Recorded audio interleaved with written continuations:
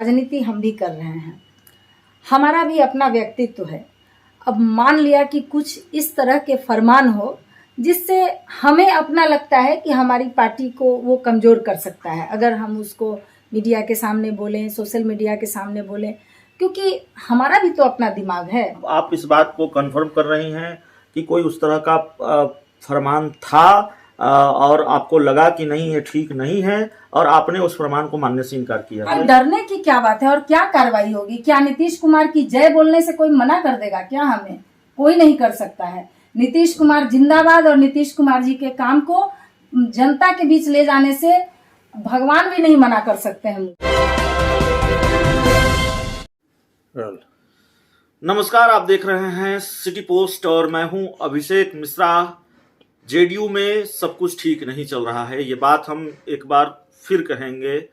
और एक मामले नहीं हैं, कई मामले हैं, कई बातें हैं, लेकिन जो सबसे ताज़ा मामला है वो है जेडीयू की मुखर प्रवक्ता कद्दावर नेत्री सुहेली मेहता के खिलाफ कार्रवाई, उनको प्रवक्ता पद से हटाया जाना।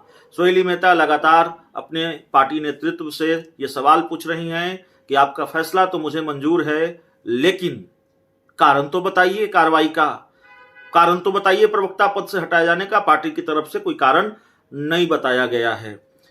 सुहेली मेहता जी आज हमारे साथ खुद हैं और दोबारा इनसे बातचीत इसलिए, इंटरव्यू इसलिए क्योंकि नाराज हैं और सोशल मीडिया पर लंबा चौड़ा पोस्ट भी लिखा, दोबारा सवाल पूछा पार्टी के प्रदेश नेतृत्व से कि आखिर क्यों ये कार्रवाई हुई है। सुहेली मेहता जी, कारण मिला पार्टी की तरफ से, क्यों कार्रवाई हुई?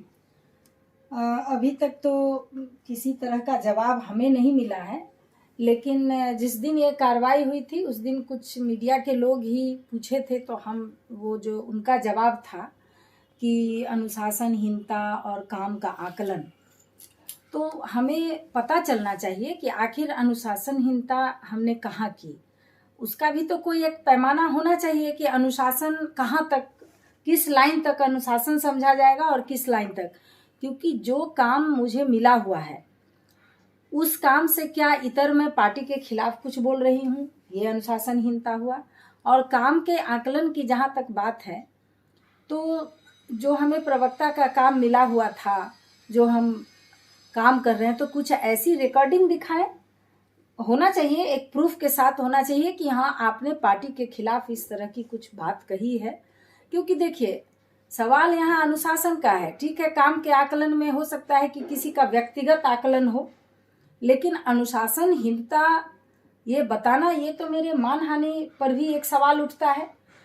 मैं एक प्रतिष्ठित महिला हूँ, एक प्रतिष्ठित यूनिवर्सिटी के प्रतिष्ठित कॉलेज में मैं हूँ, इसलिए लोगों के दिमाग में तो आएगा ना भाई, मैं राजनीति करती हूँ और राजनीति जो है इस लोकतंत्र का की सबसे ऊपर की चीज़ है। राजनीति में अनुशासनहीनता किसको कहते हैं इसकी जानकारी तो होनी चाहिए, आम जनता को भी होनी चाहिए। और जो पार्टी के कार्यकर्ता हैं वो सवाल हमसे पूछ रहे हैं कि आखिर क्यों? क्योंकि कार्यकर्ता जो है, सभी लोगों को एक लाइन चाहिए, एक उसे मानक चाहिए कि आखिर किसको अनुशासनहीनता कहा जाएगा और काम के आकलन में किस तरह के काम को सही कहा जाएगा और किस तरह के काम को गलत कहा जाएगा। नहीं, आप लगातार कारण ढूंढ रही हैं। हमारे सूत्र होते हैं, आपने भी अपने सूत्रों से पता करने की कोशिश की कि आमतौर पर, क्योंकि ऐसा राजनीतिक दलों में नहीं होता, शायद कहीं नहीं होता, कि आपने बताया किसी इंटरव्यू में कि तुरंत पार्टी के जो आधिकारिक ग्रुप था व्हाट्सएप का, उससे रिमूव किया गया, तुरंत लेटर आ जाता है, कारण नहीं बताया जाता है। एक तो सूत्रों से क्या पता किया या कभी अकेले में याद करने की कोशिश की, क्यों कार्रवाई हो गई? नहीं, देखिए, हमारे ऐसे कोई सूत्र नहीं है, डायरेक्ट हम लोग प्रदेश स्तर के प्रवक्ता हैं, शीर्ष नेतृत्व के साथ भी बैठकर बात होती है, ऐसी कोई बात नहीं है। तो अब सूत्र कहाँ से लाएं इसके लिए? एक जानकारी जो हमारे पास है, आप चाहें तो इसको कंफर्म करें, इसको खारिज कर दें। जो सूत्रों के हवाले से है हमारे पास, पार्टी सूत्रों के हवाले से है कि कोई फरमान था पार्टी के राष्ट्रीय अध्यक्ष से जुड़ा हुआ जिसको आपने मानने से इनकार किया, और एक बार नहीं कई बार। नहीं, ऐसी कोई फरमान नहीं है। हमको फरमान का प्रूफ अगर मिले कि उस तरह का कि उनका फरमान है, अब देखिए, सवाल है कि राजनीति हम भी कर रहे हैं, हमारा भी अपना व्यक्तित्व है।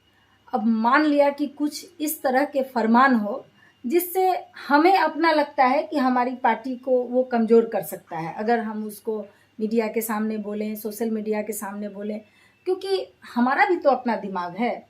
हम प्रवक्ता हैं तो इसका मतलब थोड़ी है कि हमें कोई भी कुछ कह देगा तो हम उसको बोल देंगे, ऐसा नहीं है।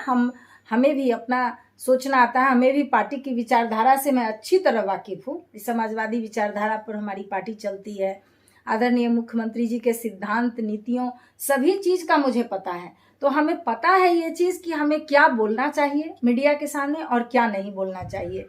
तो इसलिए अगर कुछ इस तरह के फरमान कहीं से भी आते हों, आप समझ रहे हैं कि कहीं से भी कोई भी फरमान आता है, तो हम इस चीज़ को, हमें सोचने का ही अधिकार है कि हमें ये लोगों के सामने, मीडिया के सामने इन बातों को करना चाहिए या नहीं करना चाहिए। आप इस बात को कंफर्म कर रही हैं कि कोई उस तरह का फरमान था और आपको लगा कि नहीं ये ठीक नहीं है और आपने उस फरमान को मानने से इनकार किया? हाँ बिल्कुल, हम कुछ दिन पहले आया था, समय आने पर मैं वो भी बताऊंगी। अगर मेरे काम का आकलन किया जा रहा है प्रदेश अध्यक्ष जी के द्वारा, तो हमारा जो जिस भी तरह के काम है जिस पर उन्होंने कहा है कि काम का आकलन किया गया, तो हमारे पास भी है। जब ज़रूरत पड़ेगा तो हम भी बताएंगे कि अगर हो सकता है कि उस काम के आधार पर जिसको उन्होंने कहा होगा, तो हमारी भी सफाई उस पर है। हम जो आपके सामने कहा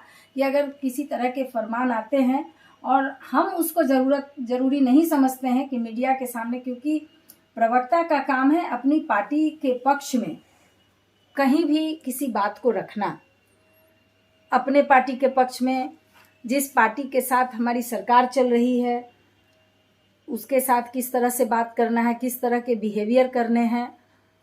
तो इस तरह की बातें एक पढ़ी लिखी प्रवक्ता होने के नाते, एक महिला प्रवक्ता होने के नाते, बहुत चीज़ों को हमको सोच समझकर और सामने बोलना होता है। हम इस चीज़ के लिए नहीं है कि हमें कोई कुछ कह दे और हम सीधा बोल दें उसको। इस बात को तो ध्यान में देने की ज़रूरत है। तो आपने सीधे संकेत दिए हैं कि ऐसा कोई फरमान था आपके पास आया था और जिसको आपने मानने से इनकार किया। एक सवाल का जवाब और ईमानदारी से इनकार ऐसा कुछ नहीं किए हम। मान लिया कि कुछ ऐसा है, कहा जाएगा कि नहीं ये चीज़ आपको बोलना है, ये चीज़ आपको करना है, हमें नहीं पसंद है, हम नहीं बोलेंगे। हम इनकार क्यों करेंगे? आप बताना चाहेंगी क्या प्रमाण था? नहीं, ये बात समय आने पर बताएंगे, समय जब आएगा। एक सवाल का जवाब ईमानदारी से आप देना चाहेंगी?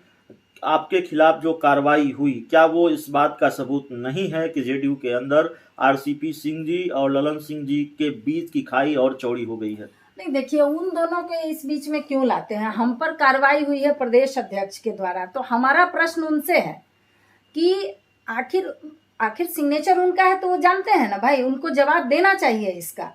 और वो जब जवाब देंगे तो हम उस चीज़ को हम समझेंगे ना कि वो जो जवाब दे रहे हैं, वो जो कारण बता रहे हैं, वो कारण सही है कि नहीं। अब सीधे पार्टी, क्योंकि कोई भी चीज़ गलती करने वाला और गलती को आंकने वाला, जो उस गलती पर कार्रवाई करने वाला है, वही दोनों जानता है।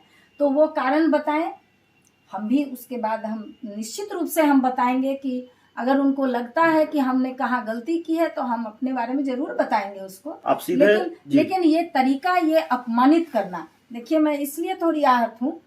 प्रवक्ता पद से हटाया जाना हमारे व्यक्तित्व पर कोई फर्क नहीं पड़ता है। मैं एक प्रोफेसर हूँ, हमें हर पीरियड में 50 मिनट बोलने का समय मिलता है।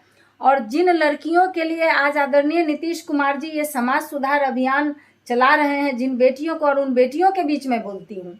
ऐसा नहीं है कि हम किसी भी लोगों के बीच में अपनी बात रखती हूँ। 50 मिनट एक क्लास में हमको समय मिलता है, हमको क्या बोलने वाले स्टेज की कमी थोड़ी ही है। लेकिन ये मेरा सार्वजनिक रूप से पूरे बिहार के जनता के बीच जो ये अपमानित किया गया है, ये सोचकर, ये कहकर कि आपके काम का आकलन किया गया। अरे कैसा आकलन हुआ भाई? मेरे काम में कौन सी ऐसी गलती हो गई आपको? आखिर क्या काम था? झाड़ू पोछा लगाना था क्या? बोलना ही न था? आप प्रूफ दीजिए कि मैंने कहाँ क्या कहा है। सार्वजनिक रूप से मीडिया के सामने मैंने क्या पार्टी के प्रतिष्ठा में कहीं कोई कमी की? क्या पार्टी की गरिमा को मैंने कहीं धूमिल किया?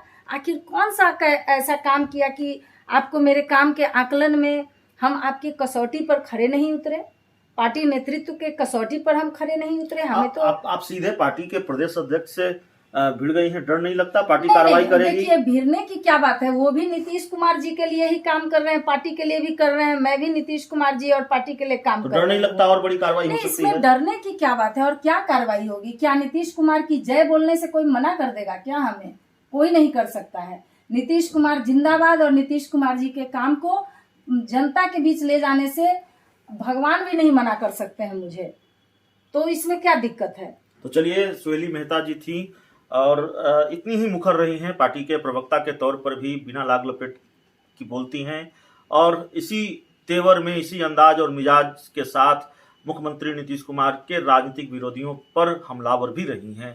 पार्टी के प्रवक्ता पद पर अब नहीं हैं, नाराज हैं, आहत हैं और इसलिए तेवर वही है। हालांकि तेवर में थोड़ा गुस्सा है, थोड़ी नाराजगी है।